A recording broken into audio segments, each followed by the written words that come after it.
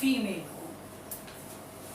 Female cone जो होते हैं वो मेगा स्पोरोफिल के एग्रीगेशन से बनते हैं। फीमेल कोन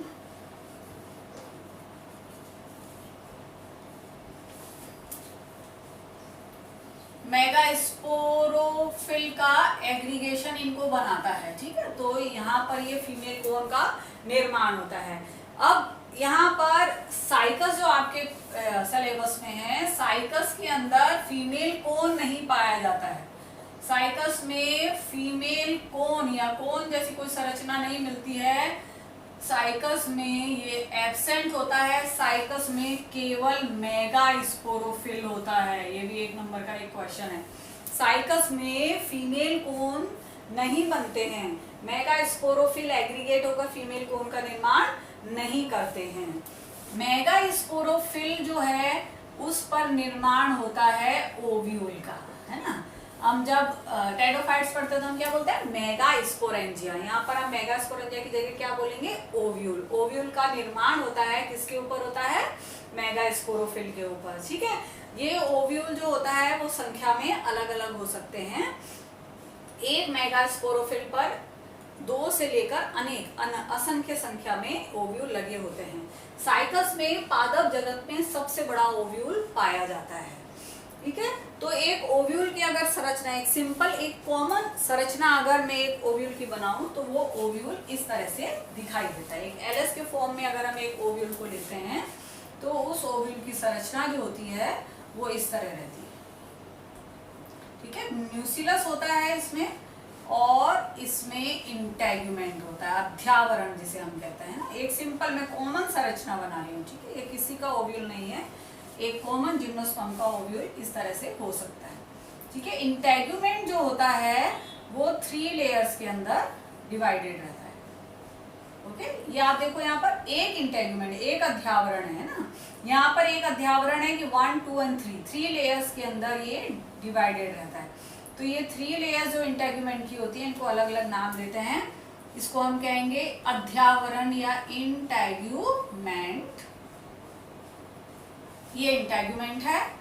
ये ऊपर वाला हिस्सा जो कि खुला हिस्सा दिख रहा है इसको हम कहते हैं माइक्रोपाइल, है ना, बीजांड द्वार। ये इसका बीजांड द्वार है, ये इसका इंटेगुमेंट है। और ये वाला भाग जहां पर ये अटैच रहते हैं इसको कहते हैं चालाजन, ठीक है, CHALAZA, चालाजन, ओके। और ये जो बीच का भाग दिख रहा है इसको हम कहते हैं न्यूक्लियस, ओके। ये पार्ट होते हैं। अब इंटेगुमेंट की जो ये आउटर लेयर है इसको हम कहेंगे आउटर लेयर। ये फ्लैशी होती है, इसको कहते हैं मिडिल लेयर, जो कि स्टोनी होती है। और ये वापस इनर लेयर है और ये इनर लेयर भी फ्लैशी होती है, ठीक है। ये 3 लेयर है। जो इंपॉर्टेंट पार्ट है और ये कहलाता है पॉलन चैम्बर। इसको हम कहते हैं पॉलन चैम्बर।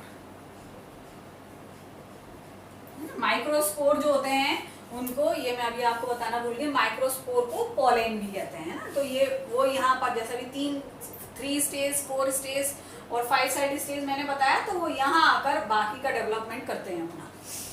तो यहाँ पर जो न्यूक्लियस होता है ये पूरी एक पैरेन्काइमेटस संरचना होती है, ठीक है।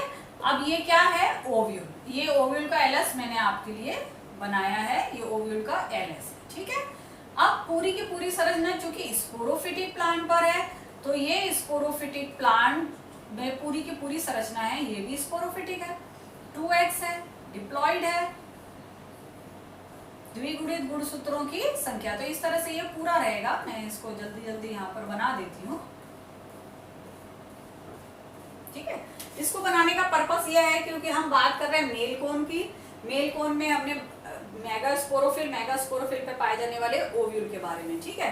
अब इसमें किसका निर्माण होना है, फीमेल गैमेटोफाइट का,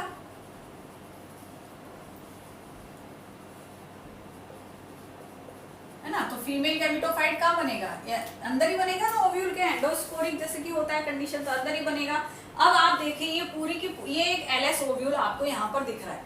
अब नाउ कॉन्सेंट्रेट ऑन दिस न्यूसिलस। न्यूसिलस से आगे चलकर फीमेल गैमेटोफाइट बन रहा है। अब ये पूरी संरचना कैसी है, 2x।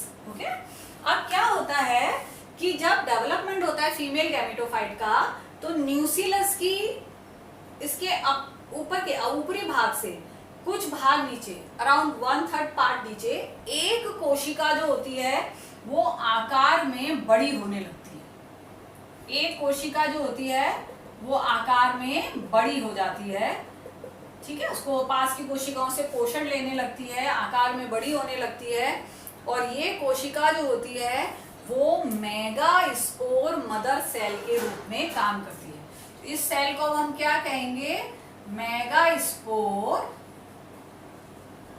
मदर सेल, ठीक है। कैसे है अभी ये, अब चूंकि मेगास्पोर मदर सेल नाम आया, तो अब इसमें क्या होगा, मियोसिस, अर्धसूत्री विभाजन, और किसका निर्माण होगा, मेगास्पोर्स का। तो यहाँ पर बनेंगे मेगास्पोर्स, ठीक है, किसमें, यहाँ पर। अब इस कोशिका में क्या होगा कि यहाँ पर मियोसिस की क्रिया होगी, और लीनियर फॉर्म के अंदर, लीनियर टेट्राड, 4 मेगास्पोर्स का निर्माण होगा आफ्टर मियोसिस, 1 2 3 4, ठीक है।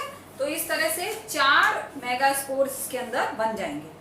अब इसमें क्या होता है कि इन 4 मेगास्पोर्स, क्योंकि मियोसिस है, 4 कोशिकाएं बनेंगी, तो इन 4 कोशिकाओं में से ऊपर की जो 3 सेल हैं, 3 मेगास्पोर हैं, अब ये 4 मेगास्पोर्स हो गए। अब ये पूरी 2x संरचना है, और इसमें ये केवल यहाँ पर ये हेप्लॉइड संरचना, अगूढ़ी संरचना, यानी गैमेटोफिटिक अवस्था आ रही है। ये जो होते हैं 3 मेगास्पोर जो होते हैं वो एबोलिश हो जाते हैं, है ना, एबोलिश हो गए। अब केवल नीचे वाला जो मेगास्पोर है वो आगे चलकर फीमेल गैमेटोफाइट का निर्माण करता है। अब इसमें अलग अलग जीनस में अलग अलग अवस्था से इसका निर्माण होता है। कॉमनली क्या होता है, इसमें रैपिड डिवीजन शुरू होता है, और सारी कोशिकाएं जो होती हैं वो पेरिफेरी की तरफ जाने लगती हैं, यानी कि केवल कैरियोकाइनेसिस होता है, फिर उसके बाद साइटोकाइनेसिस होता है, और ये वापस कोशिकाएं बीच में आ जाती हैं, और इस तरह से यहाँ पर एक फीमेल गैमेटोफाइट का निर्माण होता है। क्योंकि जनरल कैरेक्टर मैं बता रही हूँ तो जल्दी से आपको, क्योंकि वीडियो फिर लंबा हो जाएगा, तो यहाँ पर एक मेगास्पोर जो बचा, उस मेगास्पोर से फीमेल गैमेटोफाइट का निर्माण हो जाएगा, ठीक है। तो ये जो न्यूसिलस है ये एक पतले फॉर्म के अंदर यहाँ पर रह जाता है, और ये पूरी संरचना जो अब मैं ड्रॉ कर रही हूँ, ये पूरी संरचना जो है वो फीमेल गैमेटोफाइट कहलाती है, ठीक है। ओके, तो न्यूसिलस जो था वो यहाँ बस पतला इतना, ये जो भाग दिख रहा है आपको, ये न्यूसिलस के फॉर्म में हो गया। अब यहाँ पर ये पूरा बन गया फीमेल गैमेटोफाइट। अब मैं इसको पूरा इधर ड्रॉ नहीं करूंगी, ये पूरा का पूरा अब बन गया फीमेल गैमेटोफाइट। ओके, अब हम इसको कहेंगे फीमेल गैमेटोफाइट। कैसा होता है फीमेल गैमेटोफाइट, यहाँ पर हैप्लॉइड, ठीक है। गैमेटोफिटिक जनरेशन है, हैप्लॉइड है, बाकी सब स्पोरोफिटिक जनरेशन यहाँ पर है ना। जितनी भी संरचना आप यहाँ देखेंगे सब स्पोरोफिटिक है, ये केवल यहाँ पर एक फीमेल गैमेटोफाइट है। अब फीमेल गैमेटोफाइट है तो यहाँ पर फिर निर्माण होता है आर्किगोनियम, क्योंकि गैमेटोफाइट है तो यहाँ पे बनेंगे आर्किगोनिया। आर्किगोनिया की संख्या अलग अलग जीनस या जातियों में अलग अलग हो सकती है। नीटम के अंदर आर्किगोनिया नीटम में आर्किगोनिया की संख्या बहुत कम होती है, ठीक है। तो ये आर्किगोनिया जो बनते हैं इस गैमेटोफाइट के ऊपर एपेक्स की तरफ बनते हैं। ये माइक्रोपाइल, ये इसका पोलन चैम्बर जहाँ पर कि पोलन ग्रेन आके गिरते हैं। फिर चूंकि वहां पर ट्यूब सेल बनती है तो यहाँ पर जब फर्टिलाइजेशन होता है तो ये एक ट्यूब का निर्माण करके इससे एग से फर्टिलाइज होता है, ठीक है। तो आर्किगोनिया की संरचना भी बहुत सिंपल होती है, और आर्किगोनिया की संरचना के अंदर यहाँ पर जो नेक कैनाल सेल, अगर आपको थोड़ा सा जब मैंने टेडोफाइट्स पढ़ाए थे तो टेडोफाइट्स में आपको बताया था कि आर्किगोनिया फ्लास्क शेप संरचना होती है। तो इस तरह की कोई फ्लास्क शेप संरचना यहाँ पर नहीं मिलती है। यहाँ पर नेक कैनाल सेल भी एब्सेंट होते हैं, नेक कैनाल सेल्स भी नहीं पाए जाते हैं। यहाँ पर जो भी संरचना जो होती है एक सिंपल सी संरचना के रूप में एग और वेंटर का निर्माण होता है। तो एग का यहाँ पर निर्माण होता है, नेक कैनाल सेल यहाँ पर एब्सेंट होते हैं। तो आर्किगोनिया में आर्किगोनिया जो होती हैं वो सिंपल संरचना रखती हैं जिम्नोस्पर्म के अंदर। ठीक है, तो ये एक संरचना आपको समझ में आ गई। ये पूरा यहाँ पर अब मैं चूंकि हमने एग का निर्माण यहाँ हो गया, आर्किगोनिया बन गया, एग का निर्माण हो गया और वहां पर गैमेट्स का निर्माण होता है, पॉलिनेशन की क्रिया होती है और वो जो पॉलन ग्रेन है जैसे माइक्रोस्पोर जिनको हम पॉलन ग्रेन कहते हैं वो यहाँ पर आके आगे का डेवलपमेंट करते हैं। 3, 4 या 5 जो भी कोशिका अवस्था में जब पॉलिनेट होते हैं और ट्यूब के द्वारा गैमेट्स जो है वो आर्किगोनिया के एग तक पहुंचते हैं। तो जो ट्यूब के द्वारा फर्टिलाइजेशन होता है ना, ट्यूब का निर्माण हो रहा है, इस तरह का फर्टिलाइजेशन साइफोनोगेमस कहलाता है। हिंदी में उसको कहते हैं नाल युग्मन। ठीक है, ये याद रखे, 1 नंबर का क्वेश्चन में पूछा जाता है। तो ये ट्यूब के फॉर्म के अंदर होता है, ट्यूब का निर्माण होता है और आर्किगोनिया तक ये पहुंचता है। इस प्रकार का जो फर्टिलाइजेशन है दैट इज कॉल्ड साइफोनोगेमस। अब जब फर्टिलाइजेशन की क्रिया होगी तो जाइगोट का निर्माण होगा और वापस स्पोरोफिटिक जनरेशन आ जाती है और जाइगोट से फिर निर्माण होता है एम्ब्रियो का और ये एम्ब्रियो फिर आगे चलकर स्पोरोफिटिक प्लांट का निर्माण करता है। ठीक है, तो ये एक सिंपल संरचना है जो बनती है। ये एम्ब्रियो जो होता है, चूंकि ये सीड प्लांट है तो ये प्रोटेक्टेड रहता है किसके अंदर, सीड के अंदर। एम्ब्रियो जो होता है वो सीड में प्रोटेक्टेड रहता है। अब सीड पूरा इस ओव्यूल से ही बनता है। इस ओव्यूल के चारों तरफ आवरण या ओवरी नहीं बन रही है, इसलिए फ्रूट का निर्माण नहीं हो रहा है और जिम्नोस्पर्म फ्रूटलेस प्लांट होते हैं।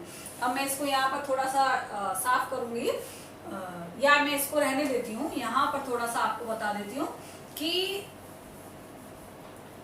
जब जाइगोट से एम्ब्रियो का निर्माण होता है, सिंपल सा बस थोड़ा सा एक डायग्राम के द्वारा बताती हूँ। तो 3 प्रकार की कोशिकाएं बनती हैं यहाँ पर। एक होती हैं होस्टोरियल सेल, बीच वाले को हम कहते हैं सस्पेंसर सेल और नीचे वाली जो कोशिका कहलाती है वो कहलाती है एम्ब्रियोनल सेल। ठीक है, तो आप देखेंगे ये ऊपर का 2 भाग जो हैं वो एम्ब्रियो के निर्माण में भाग नहीं ले रहे हैं, केवल नीचे की जो कोशिका है वो एम्ब्रियो का निर्माण कर रही है। इस प्रकार का एम्ब्रियो का डेवलपमेंट कहलाता है मेरोब्लास्टिक। हिंदी में इसको कहते हैं अंशभाजी।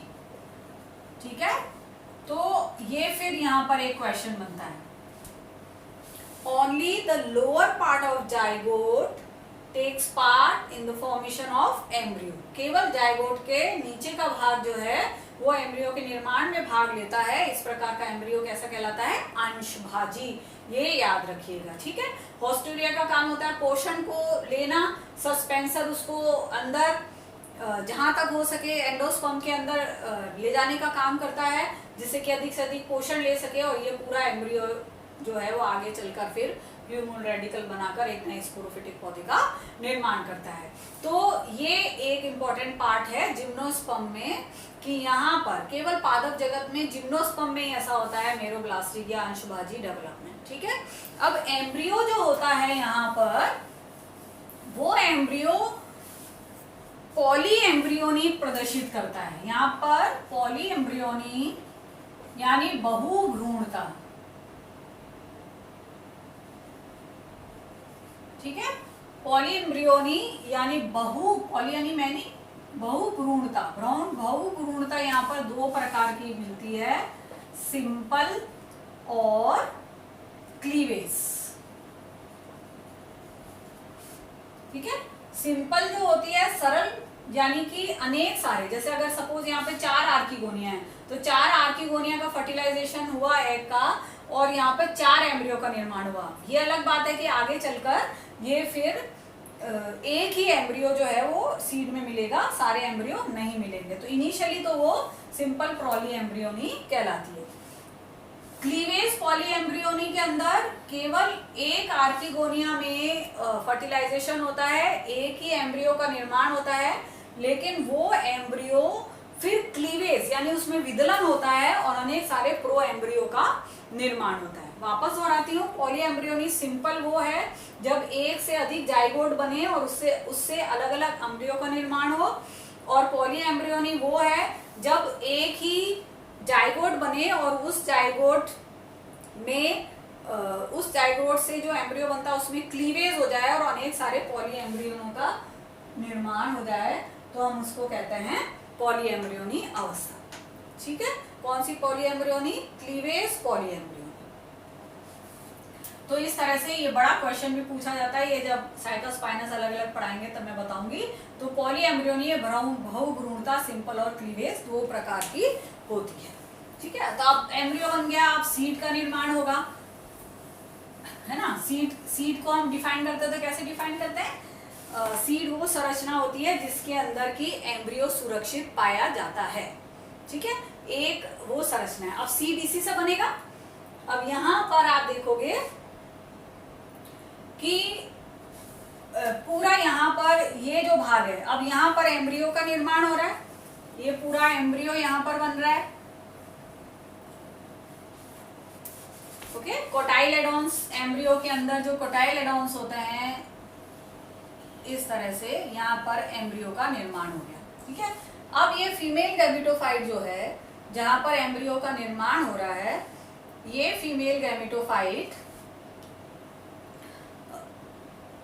ये मैंने यहाँ पे साफ कर दिया, थोड़ा सा क्लियर कर दूं, ये है फीमेल गैमेटोफाइट। ठीक है, जब एम्ब्रियो बन गया और इसका एम्ब्रियो का यहाँ पर निर्माण हो गया, तो ये संरचना ही कन्वर्ट हो गई किसमें? एंडोस्पर्म में। अब यहाँ पर एक इंपॉर्टेंट बात आ गई, एंडोस्पर्म। यहाँ पर एंडोस्पर्म जो होता है वो कैसा है? हैप्लॉइड होता है, ये ध्यान रखिएगा। एंडोस्पर्म भी हैप्लॉइड संरचना होती है।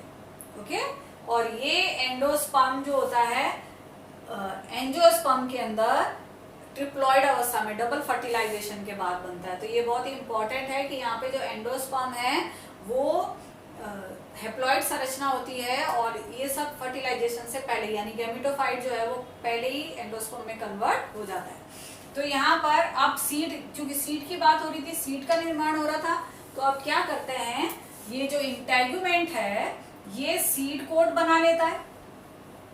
ये माइक्रोपाइल जो होता है वो आगे चलकर सीड में एक बहुत ही छोटे से फॉर्म के अंदर यहाँ मिलता है। तो ये इंटेगुमेंट जो है वो सीड में किसमें कन्वर्ट हो गया?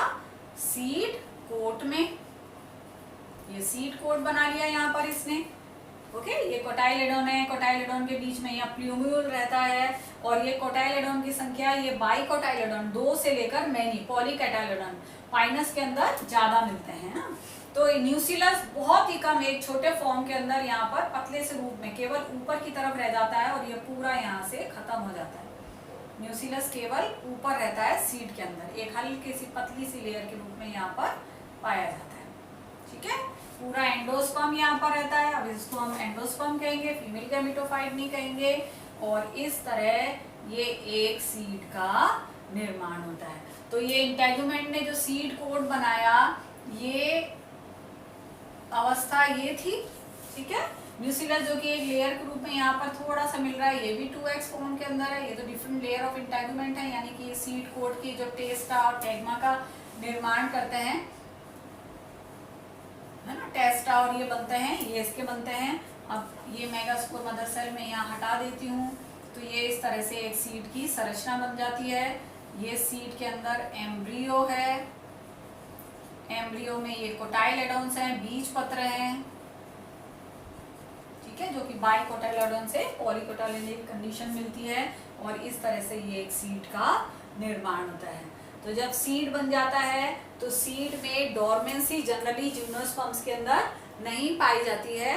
सीड का जो जर्मिनेशन है वो जल्दी हो जाता है, लेकिन साइकस और भी अनेक साइकेट्स जो होते हैं उनमें डोरमेंसी मिलती है, तो वो एक एक्सेप्शन के फॉर्म में मिलता है। और ये जो सीड होता है ये फिर आगे चलकर स्पोरोफिटिक जर्मिनेशन, नए पौधे का जर्मिनेशन से निर्माण करता है। तो ये जो सीड का जर्मिनेशन भी दो तरह से यहाँ पर होता है, एक एपीजियल और दूसरा हाइपोजियल। ठीक है, एपीजियल हाइपोजियल से ये मतलब होता है, हाइपोजियल में सीड जो होता है जर्मिनेशन के दौरान मिट्टी के नीचे ही रहता है, और एपीजियल में सीड जो होता है वो मिट्टी के ऊपर आता है। तो जिम्नोस्पर्म में आइदर एपीजियल और हाइपोजियल दोनों में से कोई भी एक प्रकार सीड का जर्मिनेशन हो सकता है। अब सीड में अगर हम देखें तो सीड के अंदर जो होती है वो अलग अलग फेजेस जो होती हैं उसकी लाइफ की वो मौजूद रहती हैं। ये वो फेज होती है एम्ब्रियो की जिसको कि आगे चलकर स्पोरोफाइट का निर्माण करना होता है। ठीक है, ओके। एंडोस्पर्म वो अवस्था होती है सीड की जो कि इससे पहले वाली अवस्था है, यानी कि ये हैप्लॉइड अवस्था है, तो ये गैमेटोफिटिक फेज होती है। ओके, स्पोरोफिटिक, गैमेटोफिटिक, ये फ्यूचर स्पोरोफिटिक, ये गैमेटोफिटिक, और ये जो सीड कोड न्यूक्लियस और ये जो पार्ट इसका पुराना जो भाग है वो सारा का सारा वापस स्पोरोफिटिक, जो कि पेरेंटल स्पोरोफिटिक कंडीशन है। तो तीन अवस्थाएं हैं, एक पेरेंटल स्पोरोफिटिक अवस्था, ठीक है, गैमेटोफिटिक अवस्था, और एक फ्यूचर स्पोरोफिटिक अवस्था जिसपे आगे चलकर इस नए स्पोरोफाइट का निर्माण होगा। तो ये एक एंट्रेंस एग्जाम में भी पूछा गया था, नेट में और पीएचडी एंट्रेंस एग्जाम में कुमाऊं यूनिवर्सिटी में पूछा गया था कि जिम्नोस्पर्म का जो सीड है वो 3 फेजेस या 3 फेजिक अवस्था में मिलता है। तो 3 फेजेस इसमें पाए जाते हैं, पेरेंटल स्पोरोफिटिक, एक second one is gametophytic and future sporophytic, यानी और आगे जो बनेगा स्पोरो